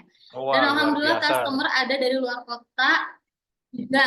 Gitu ya. Nah, pertanyaannya adalah apa hal seperti ini tidak masalah untuk perkembangan anak saya? Itu pertanyaan dari Bu Airin. Mungkin apa ya, Bu ya di sini saya sedikit meluruskan ada kekhawatiran pada akhirnya ini takut terkesan mengeksploitasi atau seperti apa Bu Airin, betul tidak? Jadi ketika Itu. ternyata anaknya yang berkebutuhan khusus dia bisa mencapai tahapan yang dia bisa menghasilkan gitu ya Pak Hendra. Nah, bagaimana tanggapan Betul. Pak Hendra ataupun juga gitu terhadap Enggak, kasus seperti ini? ini kalau saya bilang, ini pertanyaannya agak sedikit bisa sedikit gimana ya? Karena kalau hal ini apakah ini seperti hal seperti ini tidak masalah? Kalau saya katakan tidak masalah, ya pasti tidak masalah. Bahkan boleh saya bilang ini harus dimaksimalkan. Tetapi ada memang pikiran-pikiran negatif yang berseliweran di otak kita, takut dikatain ini ngekspos anak. Itu benar real terjadi di lapangan. Tetapi kalau saya katakan seperti saya masa bodoh orang berpikir seperti itu, yang ini saya bekerja sendiri kok buat anak saya. Dan bahkan kalau saya bilang seperti ini erat kaitan dengan pemerintah juga ini Bu Pipi. Hasil karya anak ini bisa dibantu oleh wadah atau badan-badan pemerintah. Ini loh anak difabel, khususnya mental, bisa memberikan suatu hasil karya yang notabene dia tidak akan dipandang sebelah mata. Walaupun saya tahu dalam proses pengerjaannya dia tidak akan 100% dia sendiri. Pasti dibantu. Tetapi hal itu adalah tetap hal yang luar biasa bagi anak dan terutama buat para orang tua. Yang notabene di balik kekurangan mereka, anak ini bisa menghasilkan materi finansial dari apa yang menjadi tugas boleh dibilang dari kekurangannya mereka. Itu harus kita spot. Dan rata-rata mayoritas orang tua yang berada dalam konteks level middle ke high seperti ini. Orang tua yang bekerja keras cari link sana sari, boleh dibilang cari kebiasaan anak, cari kemampuan anak, dilatih pasionalnya anak sesuai dengan minat bakatnya. Dan mereka mencari usaha juga supaya apa yang dihasilkan oleh anak ini juga ada nilainya. Nah, sementara ini yang saya bilang, mohon bantuan dari pihak ya mungkin dalam panitia ini, panitia webinar ini bisa menjadi pintu masuk untuk badan-badan pemerintah menunjukkan bahwa hasil karya anak difabel mental ini ada, ini terbukti. Jadi seperti itu Bu Pipi. Terus semangat buat Mama Airin. Ya betul, betul Pak. Memang kolaborasi pada akhirnya diperlukan ya Pak ya. Kita juga akhirnya bisa sedikit membuktikan bahwa memang anak dengan berkebutuhan khusus ini dia selain daripada merupakan anak yang perlu dipandang sama seperti apa istilahnya sama dengan anak-anak yang normal lainnya juga ternyata contohnya itu tadi ya disebutkan memiliki karya yang kemudian bisa memberikan penghasilan luar biasa sekali ya. Tetap semangat nih Bu Airin ya. Baik rekan-rekan webinar sekalian. Mohon maaf, Bude ada yang ingin ditambahkan silakan.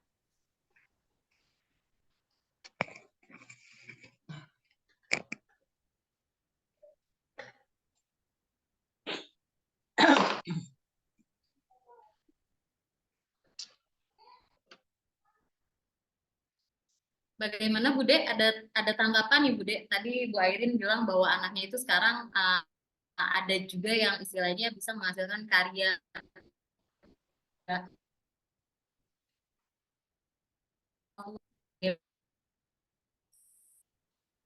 Bude sinyal. Halo, Ya, ya, oke, udah kedengar. kedengeran? Ya, Halo, ini susah sekali sinyal sini. Oh, keren sekali Mama Erin. Kita punya anak-anak yang hebat ya. Anak saya juga lagi senang-senangnya nih, lagi senangnya menggambar. Lagi buat produk ya Pak Hen ya di ya. kita yaitu tote bag. Kemarin juga udah pernah buat gantungan kunci. Terus anak saya juga dari hasil saya boleh cerita sedikit aja nih. Radit itu kadang ketika dia berada di rumah itu antara tangan, kaki, mulut itu selalu kayak ngebeo. Ya itu kembali lagi ke behaviornya maksudnya saya tuh. Tapi di situ ketika dia emosi, saya ingat kata terapinya di Audrey, ya udah daripada dia bolak-balik mondar-mandir kasihin kertas dan kasihin kertas pulpen dengan biar dia apa yang dikerjakan. Nah sudah itu saya berikan itu kertas, dia menggambar semuanya apa yang nah dia mewarnai semuanya dengan ya apa sih yang ada di pikirannya. Jadi satu titik saya tuh kok aneh lucu ya gambarnya ini, lucu ya gambarnya ini. Nah gitu saya tuh dicoba sama tepatan saya ketemu sama mahasiswa yang sekolah di SLB-nya dia dulu si Radit. Gambarnya makanya saya bilang gambarnya dari Audrey, media gambarnya dari Audrey, program artnya dari Audrey dikerjakan di rumah. Dia utak-atik, dia ngikutin apa yang tadi diajarkan di sekolah di Audrey itu. Kemudian saya ketemu sama mahasiswa yang lagi penelitian nih. Dia lihat gambar dan dari hasil gambar yang sepotong-sepotong itu kan animasi karena memang dia identik dengan Angry Bird, animasi-animasi itu dikumpulkan di sama mahasiswa ini jadiin satu bentuk kreasi gambar yang bertumpuk, animasi bertumpuk sih namanya pokoknya kurang tahu saya. Ya kolase ya Pak Hen. Ya. Nah sejak itu akhirnya terbentuklah satu gambar Bu. Terbentuklah satu gambar yang memang benar-benar unik dan saat ini saya tuh lagi coba untuk apa namanya membuat itu di berbentuk baju dan saya buat sendiri dalam bentuk baju gitu loh. Dari ya sekarang saya tinggal untuk pemasarannya saya itu ya todong teman ke teman aja sih gitu loh untuk pemasarannya karena dalam hatinya saya teh ya seperti katanya Ibu tadi ketika kita anak kita punya karya tapi belum ya memang otodidak tidak 100% dari hasil karyanya dia, anak itu tetap ada sentuhan atau apa dari orang sekitarnya, tapi sedikit tidak dia punya udah punya apa sih bisa mengekspresikan dia punya sesuatu yang lebih nilai plus dalam dirinya itu yang kemudian saya apresiasikan sendiri dengan dibentuklah baju. Dibentuklah diapresiasikan bentuk. Nah, ketika saya cetak itu baju, saya bilang ke anak saya, ini hasilnya kamu. Tapi anak saya tetap bilang, Bu Rusma, karena apa karakternya dia itu dibentuk itu sama Bu Rusma. Dibentuk sih dalam artian apa yang dia gambarkan ketika dia tantrum itu kan di anu sama terapinya. Jadi ketika tantrumnya itu pun diberikan stimulasi ya Pak Hen ya di sekolah. Nah dari situlah terbentuk digali potensinya sedikit ya. Akhirnya dari kolase-kolase itu dikumpulkanlah menjadi bentuk bagian dari hasil karya. Nah jadi semakin kita mengapresiasikan hasil karya anak kita Bu Ririn, itu dia akan menumbuhkan rasa percaya dirinya dia ke anak itu sendiri bahwa wis gue bisa dong ya gitu dan itu benar-benar saya lihat tumbuhnya di anak saya Bu gitu semakin kita mengapresiasi ke anak kita, semakin dia punya daya ekspektasinya, dia semakin tinggi, percayanya diri dia sebagai tinggi, walaupun secara tidak 100% dia yang memilikinya gitu loh.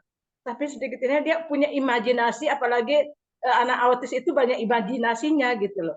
Ketika dia tantrum, nah makanya saya selalu dibilang sama terapisnya, ketika dia tantrum, berikan dia yang terbaik. Jadi buat dia sesuatu yang bikin dia tantrumnya itu punya arti gitu loh. Itu saya rasa. Tinggal Mungkin mamanya bahasa Ririn gini, mengapresiasi Bude, apa yang dia Ririn itu mungkin dalam bentuk saya tambah sedikit. Artinya, apa yang dikatain Bude, maksudnya apapun yang terjadi dengan drama-drama yang sering kita temui pada anak spesial harus bisa dialihkan ke hal-hal yang positif, ke hal-hal yang nanti akan mendukung kepotensi anak. Harus bisa kita alihkan. Jangan sampai terlalu larut dengan segala macam tantrumnya dia apa semua, tetapi kita harus mengalihkan emosional anak dengan hal-hal yang bermanfaat, kegiatan-kegiatan yang berguna untuk menunjang potensi anaknya. Seperti itu, Bude. Terima kasih Bu Vivi. Iya, baik, luar biasa ya. Jadi perlu apa ya? Akhirnya apresiasi terhadap anak-anak ini, selain daripada itu akan menambah kekuatan terhadap anak-anak ini untuk memiliki semangat. Terus juga ini bisa menjadi contoh juga nih bagi orang tua bahwa memang kita tidak bisa apa ya istilahnya mendiskreditkan ya untuk anak-anak yang berkebutuhan khusus ini. Baik, terima kasih untuk Bude dan juga Pak Hendra untuk masukannya. Ini sebelum closing statement, saya juga pengen dengar nih tanggapan-tanggapan atau mungkin ada pertanyaan lain bisa ya. Di sini juga sudah bergabung nih di rekan-rekan webinar ini ada Bu Pipin dari bidang Resos Dinsos Jabar, terus juga ada Bu Eli juga, terus di sini ada pendamping PKH, ada TKSK nih luar biasa nih, ini praktisi-praktisi lapangan ya Pak ya, Bu.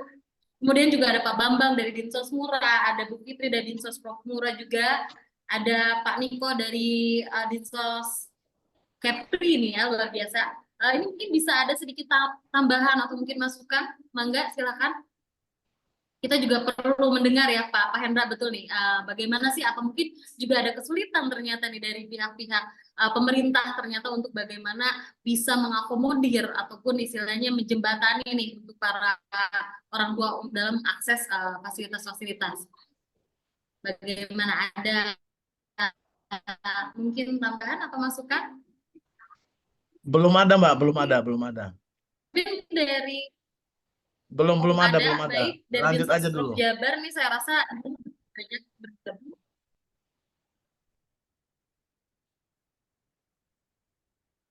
Apakah ada masukan atau mungkin tambahan nih dari rekan-rekan yang telah hadir di Dinsos, baik Dinsos Jabar ataupun kota, bisa langsung?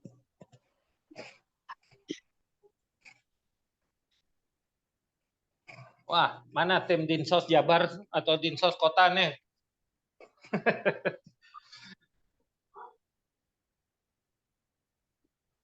Atau mungkin dari peserta yang lain bisa ada satu pertanyaan terakhir nih sebelum closing statement dari para narasumber.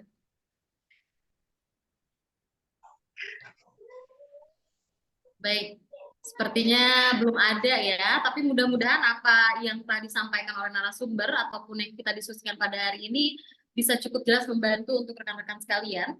Kemudian tadi juga untuk yang potats ya, ini saya perlu menjadi catatan juga, ini sangat bisa membantu, ini komunitas yang mendukung para orang tua dalam proses penanganan anak berkebutuhan khusus, bisa langsung dicek di Instagramnya, tadi saya sempat lihat ternyata ada ya, bisa langsung di search aja POTADS, potats, dan bisa menghubungi via Instagram, barangkali bisa membantu untuk kasus-kasus seperti tadi Bu Desta ya, Bu Desta. Oke, hadirin rekan-rekan webinar sekalian, mungkin kalau tidak ada lagi yang ingin ditanyakan atau belum ada tambahan dari rekan-rekan Dinsos, boleh mungkin Pak Hendra dan Bude untuk menyampaikan closing statement-nya ataupun istilahnya semangat untuk rekan-rekan yang ada sebagai peserta nih, silakan Pak Hendra terlebih dahulu. Nah, kalau closing statement dari saya hanya untuk memberi suatu motivasi buat para orang tua. Jangan patah semangat, terus berinteraksi dengan komunitas, dengan orang-orang yang memang berkecimpung dalam dunia berkembang. Jangan patah arang, semua pasti bisa. Tidak ada kata terlambat. Dan kalau saya pribadi, Bu Pipi, saya ingin kasih masukan. Saya orangnya benar-benar 24 jam di sini, Bu Pipi. Orang tua juga kadang sharing lah, laporan, Pak, anakku lagi marah ini, video call minta tolong. Sampai segitunya. Jadi saya terbuka. Kapanpun saya undang juga buat teman-teman di pemerintah, baik itu dinas kota atau dinas provinsi, atau dari lembaga-lembaga dari kota lain. Mangga, saya undang, ayo kita berkolaborasi. Buat keluarga besar disabilitas, khususnya disabilitas mental. Bila perlu saya turunkan tim komoditas secara umum, bukan hanya bendera Our Dream, tapi bendera keseluruhan komunitas keluarga besar disabilitas. Saya bantu buat keluarga besar disabilitas. Insya Allah saya siap, Bu Pipi. Jadi para orang tua tetap semangat, jangan patah arang, semua bisa kita lakukan. Itu aja, Bu Pipi. Baik, terima kasih Pak Hendra. Selanjutnya Bude, silakan closing statement-nya. Dari Bude sedikit aja mungkin Mbak Vivi ya, gitu. Jadi dari semua yang kita bicarakan dari awal sampai terakhir ini, cuma saya menekankan semua pihak, lembaga, orang tua khususnya tetap mengapresiasikan semua potensi yang dimiliki anak kita, sekecil apapun prosesnya, tetap harus ada reward buat mereka. Karena dengan reward itu sendiri akan menumbuhkan kepercayaan diri dan semangat yang luar biasa buat anak kita. Bagaimanapun, anak kita tetap butuh apresiasi. Itu aja, Bu. Tetap mengapresiasi sekecil apapun itu anak kita. Karena dia memang anak-anak yang benar-benar istimewa. Itu aja, Bu. Terima kasih. Baik, terima kasih kepada kedua narasumber yang luar biasa yang telah membagikan pengalaman. Hadirin rekan-rekan pembina, sekali lagi terima kasih kepada semua yang telah bergabung dalam webinar hari ini. Potensi anak berkebutuhan khusus. Mudah-mudahan pengalaman yang telah kita bagikan dan didiskusikan hari ini dapat memberikan wawasan yang lebih dalam atau tentang peran penting orang tua dalam memberdayakan anak-anak kita ya. Terakhir juga saya ingin menyampaikan terima kasih kepada narasumber sekali lagi yang telah berbagi pengalaman, ide dan juga wawasan pada hari ini. Semoga webinar ini juga bisa memberikan inspirasi dan motivasi untuk terus berperan aktif dalam mendukung anak-anak berkebutuhan khusus untuk mencapai impian dan juga potensinya. Mari rekan-rekan sekalian, kita terus berkolaborasi, belajar bersama dan menciptakan dunia yang lebih inklusif dan adil untuk semua anak. Sekali lagi terima kasih saya sampaikan. Saya Vivi Ropiko sebagai moderator. Mohon maaf jika ada kesalahan. Sampai ketemu di webinar Inovasi Texas selanjutnya. Wassalamualaikum warahmatullahi wabarakatuh. Waalaikumsalam warahmatullahi wabarakatuh. Cukup kali ya, Pak Ridwan? Ya.